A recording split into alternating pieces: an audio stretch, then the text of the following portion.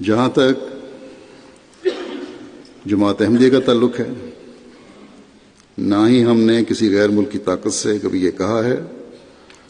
کہ ہمیں پاکستانی اسمبلی کے آئین میں ترمیم کروا کر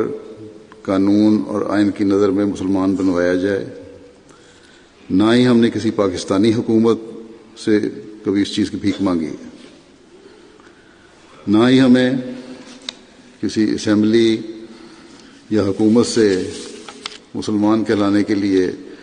کسی سرٹیفکیٹ کی ضرورت ہے، کسی سند کی ضرورت ہے۔ ہم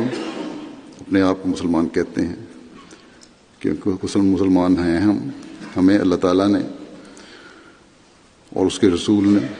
مسلمان کہا ہے صلی اللہ علیہ وسلم۔ ہم لا الہ الا اللہ محمد رسول اللہ کلمہ پڑھنے والے ہیں۔ ہم تمام ارکان اسلام اور ارکان ایمان پر یقین رکھتے ہیں۔ ہم قرآن کریم پر ایمان رکھتے ہیں اور آن حضرت صلی اللہ علیہ وسلم کو خاتم النبیین مانتے ہیں، جیسے قرآن کریم میں اللہ تعالیٰ نے فرمایا ہے اور جس کی میں نے بھی تلاوت کی ہے۔ ہم اس بات پر علی وجہ البصیرت قائم ہیں کہ حضرت محمد رسول اللہ صلی اللہ علیہ وسلم خاتم النبیین ہیں، بلکہ حضرت مسیح علیہ الصلوۃ والسلام نے صاف صاف اور واضح لکھا ہے، متعدد جگہ اس کی وضاحت فرمائی ہے کہ جو ختم نبوت کا منکر ہے